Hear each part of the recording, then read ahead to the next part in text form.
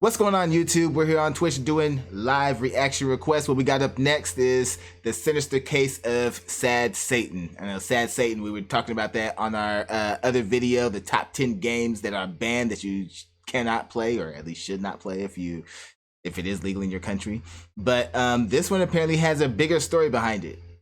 So we're gonna go ahead and check this one out. Internet Mysteries, the Sinister case of Sad Satan. Let's go. Most of us on the internet are well aware of alternative reality games that make up stories of wrongdoing involving different interactive experiences. But what happens when one of these stories turns out to be true? Well, that is what we'll be discussing today. Okay. When it comes to mysteries, video games and creepypastas seem to go hand in hand. Just think about it, some of the most popular creepypastas are based off of iconic gaming franchises, and some of the trendiest indie projects in the past decade veer in the horror territory. While there are many examples of creepypastas becoming popular based off of pre-established franchises, one thing you don't see really often is the success of urban legends based off of entirely original games. But this is exactly what we're going to be discussing today. The mystery of this creepypasta doesn't really lie in if the game is real or not, because it definitely is. Rather, people don't really know who truly is responsible for making it and why. And as mentioned previously, and that's for a good reason. This person definitely knows that they don't want to be known to be the one to make this game. they were thinking ahead on that one. The name of this eerie piece of media is Sad Satan. The first evidence of this game existing would be uploaded in June of 2015. This is a prime example of I'm gonna do something that I definitely do not want to have credit for. When the YouTube channel Obscure Horror Corner published the first episode of their Sad Satan Let's Play. The channel, known for playing games at the request of subscribers, was run by a man named Jamie. Much like the other Let's Plays on the channel, it was entirely narrationless, letting the gameplay speak for itself. In the description, Jamie details the circumstances of how he obtained Sad Satan, as well as other details regarding his playthrough. He claimed that he had downloaded the game from the deep web a month or so ago, and that the footage was recorded shortly thereafter. He summarized his playthrough as the deep web, huh? Yeah. Whether he was the one who made it or he really got it from there, this is already sound like it's going in a very bad direction. Simply him wandering around and getting teleported to different sections of the maze, then stating that, quote, "Nothing really happened, but it has an odd feeling about it and kind of freaks me out." He then goes on to claim that he had since deleted all of the game's files off of his computer, due to a notepad document containing gibberish constantly reappearing on his desktop. He then listed the onion link he had used to download the file, apparently having been sent the address by a subscriber. For those unaware, that's why you never get these games off of the dark web. Stuff off the dark web, you realize they're full of hacker trojans and stuff to get inside of your computer and take over. I know about some stories, man, from other stuff before I started reacting that I've watched. You ever want me to get into that kind of stuff? Just reacting to other people's experiences. It'll never be me doing this. I'll tell you that right now. You let somebody else get their hands on your computer, they be doing all kinds of wild stuff, man. An onion link is a suffix used to designate anonymous services only available through the Tor network, adding validity to his claim. Those who attempted to use this link, however, found that the download had seemingly been taken down in the time between his download of it and the upload of his video. Focusing on the YouTube video itself, the gameplay of Sad Satan is unsettling. While, as Jamie stated, it's simply him walking through various dark corridors before being teleported, interspersed throughout these levels are what appear to be subliminal messages and strange audio files that hint towards some sort of larger theme. To start, while it's over here creeping you out and you're like, oh, this is a fun horror game, at the same time they're hacking your entire PC and getting ready to do whatever it is they feel like to you. Image of a man in a hallway surrounded by antlers appears. This thing causes the player's view to become distorted, before another image is shown of Margaret Thatcher and Jimmy Savile holding signs promoting the NSPCC. This is an acronym for the National Society for the Prevention of Cruelty to Children. Additionally, the video also contains an excerpt from the song Stairway to Heaven by Led Zeppelin, and Lynch Mob by KMFDM, albeit heavily distorted. The one audio clip used contains lyrics that seem to allude to the assassination of former US President John F. Kennedy, stating, "Lynch mob, pigs in a motorcade, bearing down on you like birds of prey, in for the kill, law of the gun, deer in the headlights on the run." 2 days after his first video, Jamie posted episode 2 of his Let's Play series, and then submits the video to the Creepy Gaming subreddit. Looking at his Reddit history, it seems that he had been quite an active member of the community in the past, so that wasn't out of the ordinary.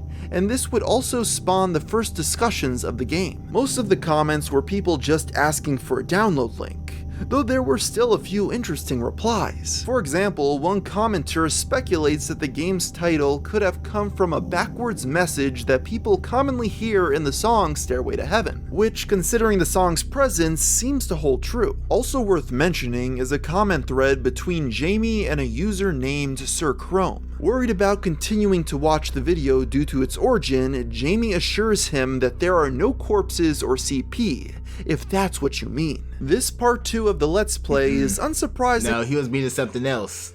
It's not about what we're gonna see in the game, it's about what they're doing in the background. See, that commenter was thinking.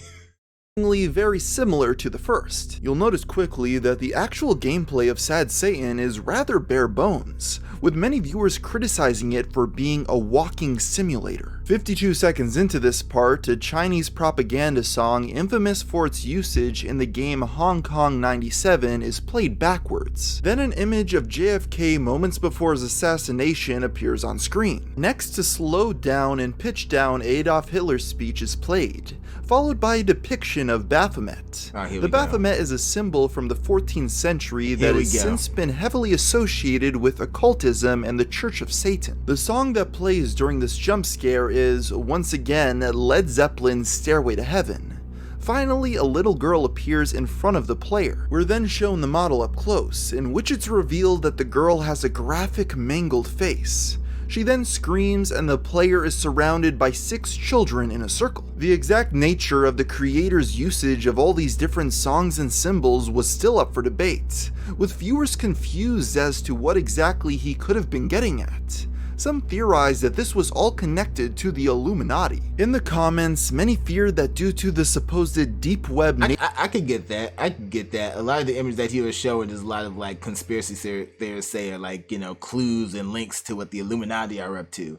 Yeah, I've seen that before, so I can see how people could get that message. Nature of the game, the screams could have been extracted from actual murder tapes. Thankfully, the source of the cries was tracked down, and it was confirmed to be stock sound effects. While the second episode saw more attention than the first, interest in the game wouldn't erupt until July 1st, when Kotaku wrote an article about the playthrough. Entitled, "A Horror Game That May Be Hidden in the Darkest Corners," it contained a wealth of new information due to the writer speaking directly with Jamie. In the article, Jamie describes his experience playing the game as being perplexing. In response to the author asking about the notepad files that kept reappearing, he stated this: "I unfortunately have no screenshots of the notepad files. They were genuinely gibberish text. It didn't seem to be in any language, just symbols and numbers really. I did notice 666 a few times, which fits I guess, considering the title of the game." Jamie claimed that he had no idea who created the game, and said that he hoped to learn more by sharing the videos. Interestingly, the journalist also interviewed the subscriber who had supposedly sent Jamie the game, though their name isn't disclosed due to privacy concerns. According to the subscriber, the file originated from an all-purpose deep web forum, where video games were rather uncommon. They state that the post promoting the game was vague. They did, however, sign off the post with the initials ZK, which the commenter recognized due to them being quite active in other threads. They described his other comments as being quote-unquote satanic mumbo-jumbo, though they never elaborated further than that. In the writer's own investigation within the article, she was unable to find any definitive. They just basically their way of saying he came off as one of those cult nuts. references to the game predating Jamie's playthrough, though she did find one potentially related video called Sad Sad Satan from 2013. Uploaded by an account named Scareburr, its description simply reads, "Follow the trail." The video is a surreal reenactment of an unspecified violent act, though to be honest, it's quite difficult to make sense of. It constantly cuts to close-up shots of a man in a ski mask. This was apparently a music video for a song the uploader had composed, probably by the same name. To this day, the validity of this connection is unknown, though it's likely that the name is simply a reference to the Stairway to Heaven backmask. The vague description, however, is still very suspect, as it's unknown what trail he could be referring to. After the article was published, a master thread was started on the creepy gaming subreddit to contain speculation about the topic. With dozens of users carefully re-watching and analyzing each video, their first course of action was attempting to identify every single piece of subliminal audio and imagery used, as well as discuss the potential motives of the creator. At this point, the source of the Antler Man image was found, pinning the man in the hallway as Franz Joseph, a prince that had a collection of over 2,000 deer antlers. The exact implications of the image are still unclear, with users speculating that it may have some relation to the man's apparent Nazi history or the occult. A picture of Margaret Thatcher and Jimmy Savile holding NSPCC signs is seemingly a reference to the accusations of sexual abuse against Savile that surfaced shortly after his death in 2011.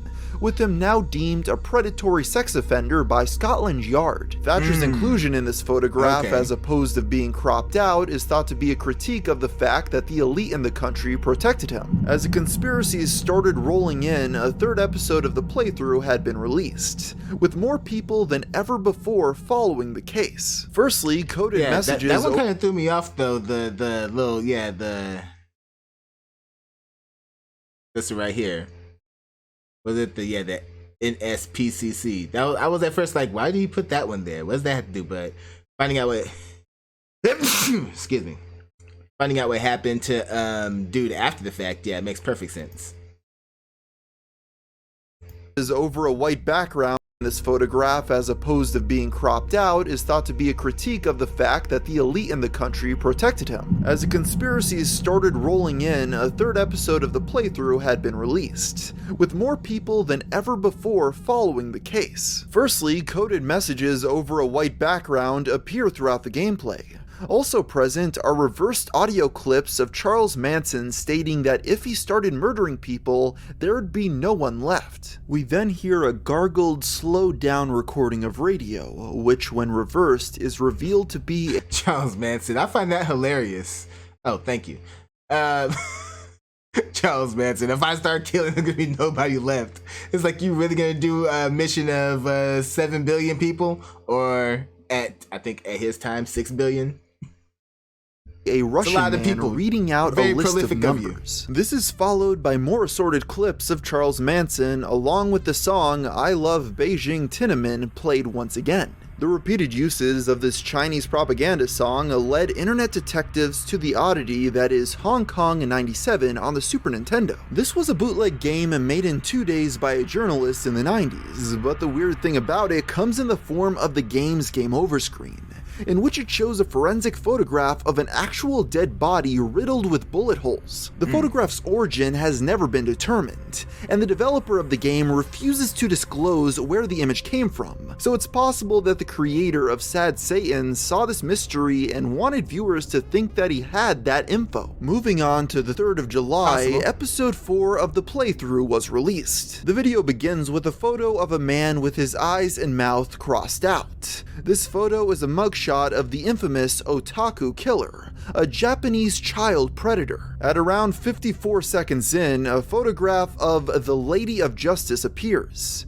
At 3 minutes and 2 seconds, the player encounters a child staring at a wall, while the text "Stop doing this" appears on screen. Next, the otaku killer's mugshot is shown once again, this time without the censors. Finally, a picture of a guy surrounded by children is shown. The man in question is TV actor Rolf Harris, who was charged with 12 counts of indecent assault in 2014, and whose trial was heavily associated with Jimmy Savile.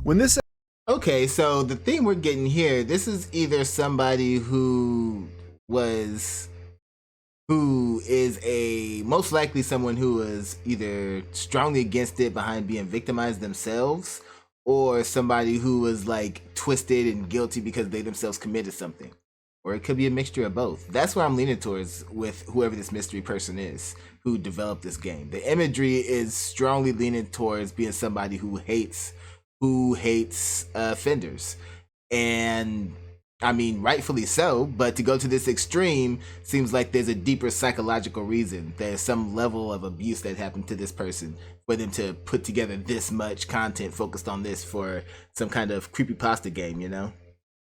This episode was published, speculation regarding the series' genuineness only furthered. At this point, users were able to identify that the software used to create it was the Unity-based Terror engine. They were also getting suspicious due to inconsistencies with the flow of information. Remember, these videos were supposedly a single experience. Also, many of the newly introduced clues just didn't seem to connect with the old ones. The JFK subplot, for example, seemed to have been completely dropped at this point, in favor of the overwhelming theme of child abuse. Many logistical questions regarding the gameplay also caused even the owner of the thread to cast doubt. He states this in one of his replies. Trends of things Well, you know, when it comes down to trends, that the creator of this game remains unknown to this day. Yeah, I get that part. That's what they said in the beginning.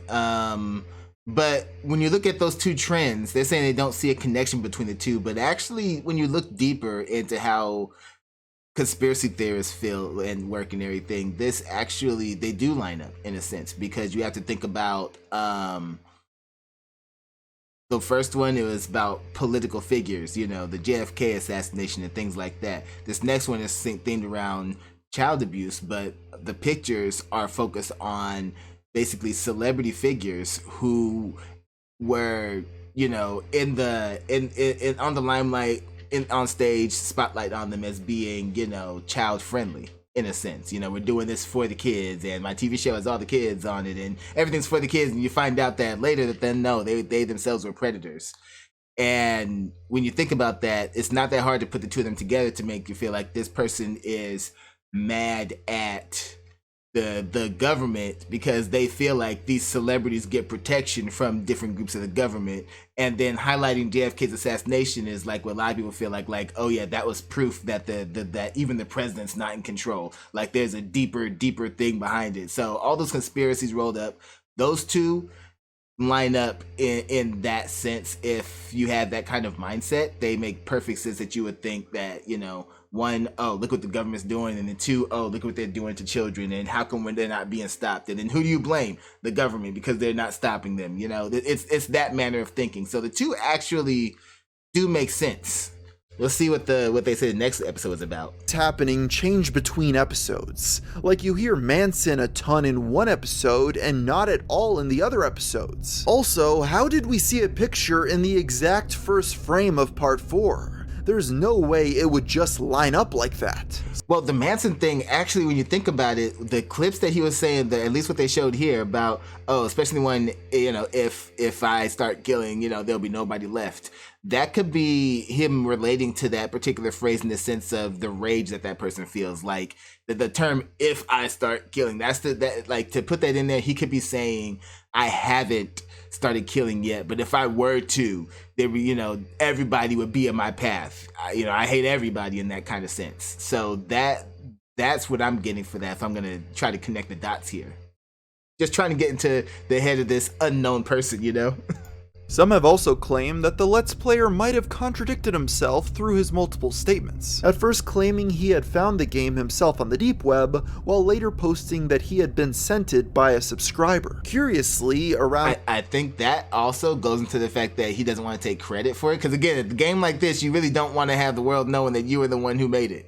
So I think that was him covering his tracks. Like, I'm gonna tell them I got it from somebody else, and if nobody's investigating, then if nobody's trying to look into it to find out if I really made it, then I can relax a little bit, you know?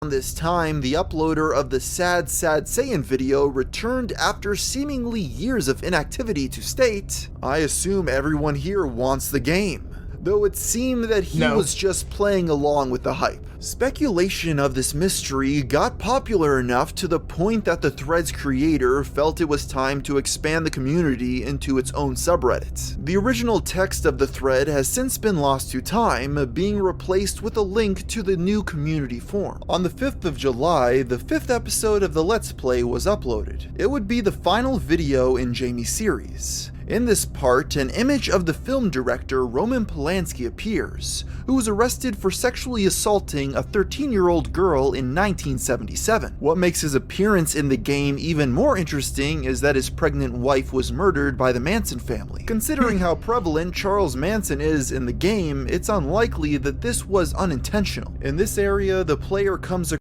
That right there, there's another dot connected. So you get a person who is highlighting celebrities who end up getting caught up being predators. Someone like that who feels that, oh, this must be all of Hollywood and the government's protecting them. In a weird, twisted way, that kind of person could see Charles Manson as their hero because he killed a predator. It's the way people, the psychology of it, the way people sometimes, especially when their thoughts aren't straight, you know, they just start putting these scenarios together in their head, you know. Okay, predator bad. Government protecting predator bad. Murderer who is bad kills predator. Okay, murderer's kind of good. It's weird, but it happens. Across another girl, though this time she chases him. The video ends with a slowed down and reversed music track playing, as the player appears to have gotten trapped in the room. It's not 100% confirmed what happened in the rest of Jamie's playthrough, though most believe he stopped uploading because at this point his story started to fully unravel. Firstly, users began digging into his Reddit history, where they discovered that in November he had begun discussing interest in developing his own horror game. On top of this, they noticed that despite him claiming to be a spectator, he never actually speculated along with the community. Suspicious behavior if he was... There's definitely clues that make you think, yeah, I think you're the one who actually put this game together. That's definite. Truly interested in learning more. One Redditor wrote, "It is also possible that Jamie is acting in concert with the creator for marketing purposes. The obscure Horror Corner channel's other videos have relatively low view counts, while the Sad Saiyan videos are much higher. Also, the subscriber count has jumped significantly in the last few days, so Jamie is benefiting directly. But by far the most damning piece of evidence would be revealed on 4chan when a user definitively proved that the onion link Jamie had included in the description never worked. He figured this out when he noticed that there was a number 9 in the URL, which doesn't make sense since onion URLs only use digits between 2 through 7. Shortly thereafter, Jamie deleted all of the video's descriptions. On July 7th, 2 days after the 5th episode had... You got caught slipping. You got caught slipping, man. You're gonna do Ghost Leak. You better do your homework. Oh, it's always somebody who's gonna go in as a sleuth and catch that one little mistake. That one little mistake.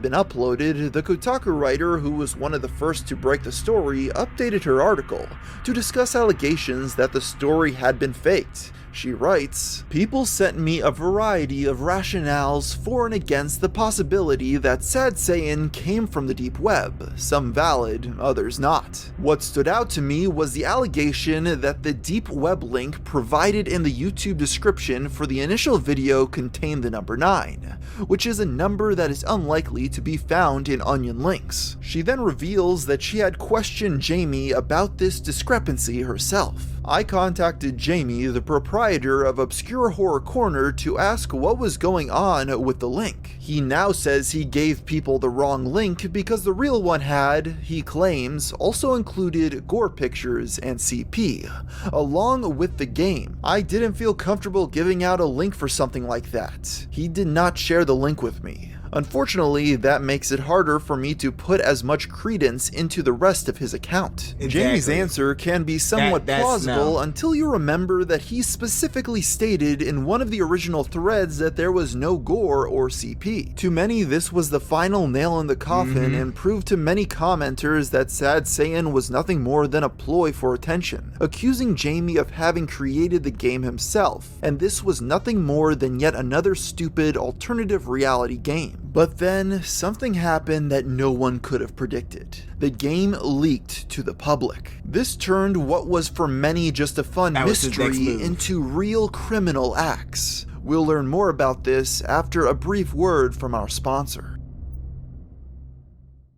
Did you know that what was once just a silly ARG turned serious when a version of the game was leaked following people casting doubts on its existence? Posted on 4chan by the supposed ZK, which originally posted it on the deep web form, provided a mega link to download the game saying, "What you've seen on YouTube isn't right. Don't believe that coward Obscure Horror Corner. He did not show you what was truly in this game." At first believed to simply be a hoax, this file turned out to be legit, and many users on both Reddit and 4chan began investigating. Within seconds of launching, so either the original creator, the guy who's been doing this, was like, okay, this is our next step, let's go ahead and put this out there, or somebody that he knows personally decided it's time to throw a monkey wrench in his plan and did this behind his back. Could go either way. We still don't know who the person is. Sad Saiyan, a corpse appears on the main menu. Yeah, I could definitely see him trying to do damage control and disappear after this starts happening. Screen that Jamie claimed never existed. And as the game continued progressing, 4 different images of gore as well as CP would flash on screen. Elements that weren't present in Jamie's playthrough. In fact, as they continued to sift through the download, they noticed that many of the files from the original playthrough didn't seem present here. Things would only get worse upon the discovery that the creator possibly loaded the game up with malware, as users began complaining of their computers running sluggishly after playing it. There were even reports of the game supposedly deleting users' BIOS. With or without bugs, this release caused interest in the game to explode. Ooh, man, that's crazy. Hold up, apparently YouTubers have found the original game link and have played it in some... Oh, wow. Won't repeat that word because of YouTube. So, but yeah, unalive themselves, as they say on TikTok. Some videos of them that show the original. Well, of course, he's gonna have it blurred here. Of course, he's a responsible content creator. But the original guy.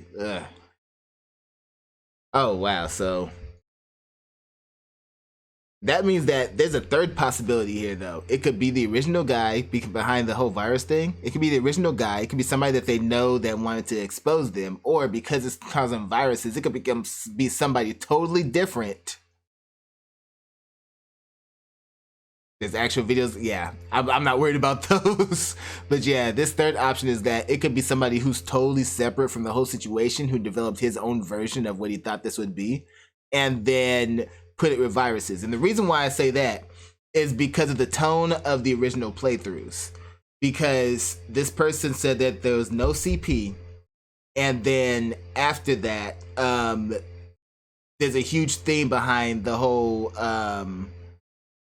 child predator thing, the whole CP thing. So we get this version that's showing CP in a whole bunch of different images. This could be somebody just trying to get at them or something. This could be somebody totally different from what we're seeing, especially when they're saying key elements of the original playthrough weren't found in this one. This leads me to believe that this is not the original creator. This is somebody else, which again is why you don't do this in the first place, because this sparks the need for people to want to either be your rival or somebody who feels like they want to assist you in this, and they're going to either put out content trying to support it or go against it, and it just becomes a snowballed mess behind this kind of stuff. So don't, if any of you, don't do this. Don't do this. Became the next big topic for horror-oriented Let's Play channels. Naive Twitch streamers were tricked into playing the true version of the game and foolishly showing uncensored dead bodies on stream. At this point, the mythos of Sad Satan. Why would you do that? See, that's what I talk about irresponsible content creators. You should know what you should or should not show, especially on a live stream where you know you can't go back and edit and take something out. That was just them being stupid. Present here. Things would only get worse upon the discovery that the creator possibly loaded the game up with malware, as users began complaining of their computers running sluggishly after playing it. Yeah, this guy sounds like a troll. There were even reports of the game supposedly deleting users' BIOS. With or without bugs, this release caused interest in the game to explode. It became the next big topic for horror-oriented Let's Play channels. Naive Twitch streamers were tricked into playing the true version of the game and foolishly showing uncensored dead bodies on stream. At this point, the mythos of Sad Satan. Even if they said that they didn't know, a game like this that has, like, do your research. Don't just throw on any game that people tell you about, especially something that supposedly came from the deep or dark web or whatever they want to call it. Like, certain things you just, if it sounds suspect, don't mess with it, especially when you're trying to be a professional in any kind of aspect. It's like, no. So again, I really don't feel sorry for them because I wouldn't have done that. But at the very least, I would have screened the game off stream to see what it was about and been immediately like, oh, nope, wash my hands of this, getting out of here. Nope, not, First image, like, nope, nope. Let's see, people don't think though, I guess. Playing the true version of the game and foolishly showing uncensored dead bodies on stream. At this point, the mythos of Sad Satan had gone well beyond an innocent creepypasta tale from the deep web. Whoever had created this so-called true version had potentially distributed malware as well as explicit pictures of minors, making them a literal criminal. This has led many to theorize who is responsible for Sad Satan in the first place. Theory number 1. Jamie was telling the truth and ZK is real. To be honest, there's not a lot to support this theory. Not only was Jamie's story full of holes and inconsistencies, but the fake onion link just made it seem implausible to most. But assuming Jamie was telling the truth and he had actually removed the gore from the videos, why wouldn't he? Now the one thing about that, it's like I'd be surprised if there is a film about this. Maybe one day. Somebody will get this story and want to put a film together about it. But what gets me about that is I'm thinking about this and I'm like, dude, why would you go and set up a fake link to a dark web thing when you could have easily created a fake name and uploaded through that fake name on the dark web and had a legitimate link to send people? But then again, I don't think he wanted people to actually play this game in the first place. I believe that this true version that came out was somebody else taking this idea and running with it in their own direction. Because again, the themes that they're showing in this quote unquote full version, the I would say the premise that it's setting seems to be the opposite of what the original creator was doing. You know? Talking about films, IGN has also uploaded their trailer for Tetris. I'll have to check that out. Yeah, that's what it seems like. It seems like we're no longer dealing with the original person here. Disclose this. For someone who supposedly uploaded the video to Signal Boost, he certainly misled people trying to help. Theory number 2. Jamie was lying, but the clone was a troll. Back in 2015, this was the most popular narrative, that even though Jamie had made the entire deep web story up, he had been undeservedly targeted by a troll on 4chan who thought it'd be funny to make a clone to get him in trouble. And there are many reasons to point towards this being the case. Firstly, as mentioned before, the game lacks many of the resources seen and heard in the original playthrough. In fact, it only maintains a handful, which is suspicious, because if this were the same copy of the game from the videos, it should include previously unidentified sources that could confirm its validity. Exactly, and there'd be no reason for the original creator to go down and strip down a bunch of elements that they put work into creating while adding in all this other stuff. Just doesn't make sense.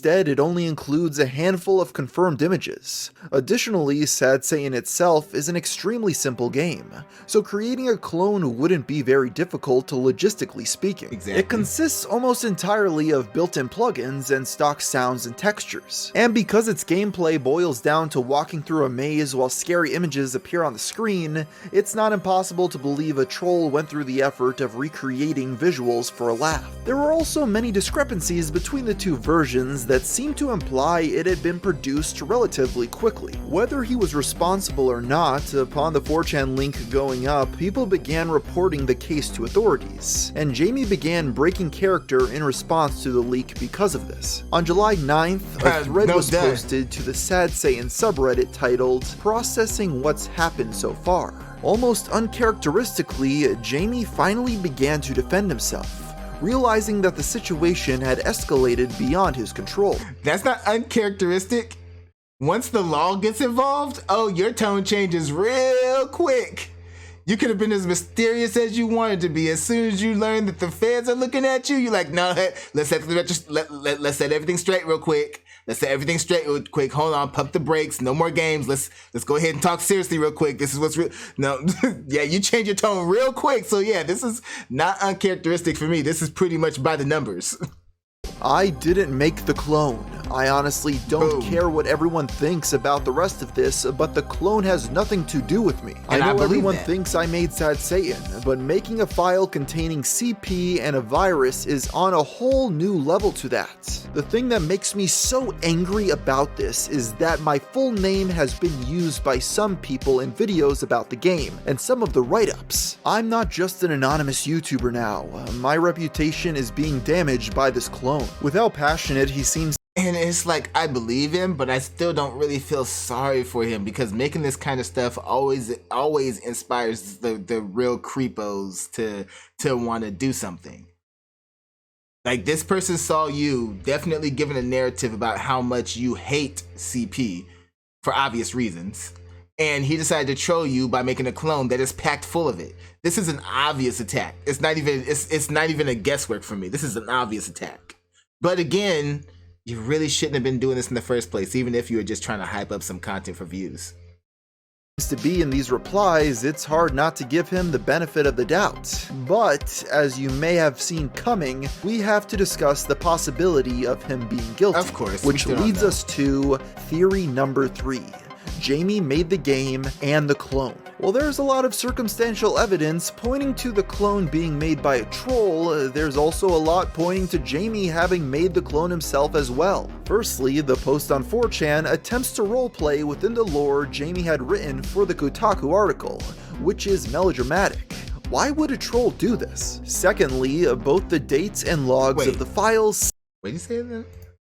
I don't know. I kind of missed that right there. Made the game and the clone. While there's a lot of circumstantial evidence pointing to the clone being made by a troll, there's also a lot pointing to Jamie having made the clone himself as well. Firstly, the post on 4chan attempts to roleplay within the lore Jamie had written for the Kotaku article, which is melodramatic. Why would a troll do this? If he has the information, a troll wanting to people to really believe he's someone else, if he's going to go through the work of remaking the game and putting all this stuff in it, I don't see why he wouldn't go through the trouble of doing that as well. He was already dedicated to try and attack dude. So it's like, you know, we already saw him run down to the 50. He's going to run all the way down to try and to the end zone on him on this one. Secondly, both the dates and logs of the files seem to point towards the game being an altered version of the one seen in the videos. Many of the files in the true version were last modified in April and May, when Jamie had supposedly downloaded the game from the dark web. Meanwhile, all the gore and pornography images were dated to July 4th. So if this were a quickly made clone as claimed, why had all these files been prepared ahead of time? There's also a time discrepancy as well. The Kotaku article's update is dated to 1/4. Now see, that's another thing. When people talk about the time, dates and stuff, there's software out there where you can go and alter that stuff. And I'm not saying to just try and defend him, but I'm like I said, the narrative feels too iffy for me to point the finger right back at him. And a troll can come from anywhere. That's the internet. Dude could be on the opposite side of the world and being like, my next victim. You know, we see that happen all the time. So with that being said, when it comes down to it, it's not that hard to go in and alter the dates of files with the right software and everything. If you're taking the time to do this, you're gonna do it right. You're taking the time to try and get somebody in trouble, you're gonna do it right. So the picture file thing is the one thing that doesn't stick as like hard evidence for me, because it's circumstantial to me. It definitely points at him a little bit, but knowing, especially with my knowledge working with computers all my life, knowing what can be done when you're motivated enough to do it, that's not solid enough for me to go on. Somebody could have easily did that and put those there and everything to make it seem like those images were always there and ready. 4:45 p.m. And at the time, the author had been living in San Francisco, California, which put the update's publish date at 3:45 p.m. CST. Why is this important? Well, the 4chan leak is dated at 1:27 p.m. CST, a little over 2 hours before the new update was released. So coincidentally, right before Jamie's mention of the game containing gore and CP is published, the troll just so happens to come out and release his own version of the game also containing gore and CP? The true smoking gun of this theory, however, was when people investigated the output logs of the clone, found in the documents folder. They discovered that in the files of the game, there were references to the creator's computer directory. And as you can see here, the user who created the game had an account named Jamie. And Jamie's only response to all this was that he could have been framed, that it was possible that someone used a tool to edit the dates and doctor the logs. Now, if Jamie had made the true version using the original, why did the game lack so many of the original resources? Well, for one, the benefit of verification goes both ways. It's possible that Jamie purposefully removed the files so he had a level of plausible deniability. But it's also possible that many of these resources had been added in post using editing. Remember in episode 4, an image of the otaku killer appears on screen for only a few frames of the video? This is a logistical improbability and evidence of splicing. Splicing can also be seen in some of Jamie's other Let's Play series, such as the one where he plays the DOS game Toy Maker. In that series, he's been accused of inserting images in an extremely similar manner to Sad Satan, though it was much more apparent due to his claim of the game running on DOS. Despite never getting full closure on what the truth surrounding Sad Satan was, hype around the game slowly died, as Jamie never posted using his Reddit account or YouTube channel ever again. Perhaps out of fear of law enforcement, emotional pressure, or satisfaction in finally succeeding in his goal of creating an urban legend, he has yet to return, leaving many questions forever unanswered. But certain members of the community never forgot about the mystery and kept on digging. On August 26, 2015, a user named BrokenLink100 began conducting tests on the original version of the clone from 4chan. Using packet capturing, he was able to determine that this game may have operated as a Trojan,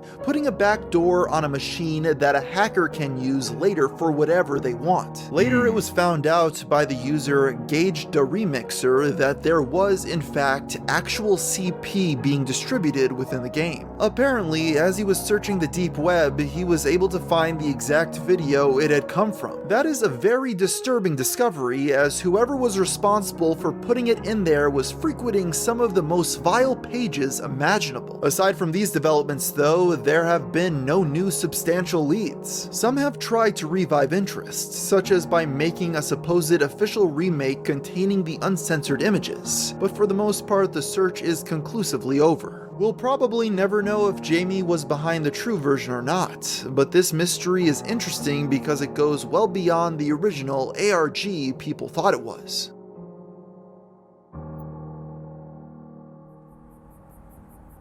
So there you have the story of Sad Satan, and if there's any moral to this one, it's that you probably shouldn't trust random links on 4chan, because if you download them, you might end up going to prison. And with that thought, I'll end the video here. So until next time, thanks for watching. And don't download weird, mysterious links just because you think, ooh, mystery, what am I going to see? Nope, it's usually not going to work out for you. And even more than that, don't be someone who tries to put this kind of content together for views. Like, we've seen plenty of ARGs that are good, that give people that horror satisfaction that they have without taking it to an extreme, and without, you know, leaving yourself open for somebody to take advantage of you and make you look like a creeper. You know, you got to be smart about how you put things together, and not every idea is an idea that needs to be executed. You gotta filter that out when you're going through your brain about what ideas do I have. At the end of the day, I still feel like somebody else attacked him with that whole clone situation, because all the evidence, especially the whole virus thing, the whole Trojan creating a back door, the fact that the tone of it, even on the full version, was completely opposite from the tone of the other one, in the fact that instead of highlighting people who are convicted of CP, now you're highlighting actual CP. That's like an Uno reverse for me right there. And then the fact that there's missing elements and everything else like that, I honestly believe, in my head, there's two scenarios. One, I fully believe he's the one who made the game. So one, he made the game, or someone that he knows closely made the game, and they decided to try to hype it up to this YouTube channel. And then two, somebody, either a complete stranger or somebody who knew them and wanted to hurt them, basically, because, you know, sometimes your worst enemies are the ones who you think are your friends. I feel like somebody either knew them, or somebody had become obsessed with them and started really like digging and stuff, and decided to create their version that ultimately made this whole thing spiral out of control in a major way. But that's my take on that. All right. So you guys go ahead and let me know what y'all thought about this one. Let me know what you guys think actually happened. All right, so that's it for this one. You know what to do. Go down in the comment section. Let me know what you'd like to see me react to next. Hit that like button before you go. Share this video with everyone you know, and subscribe if you haven't done so already. All right, so till next time, take care of yourselves, and I'm out of here.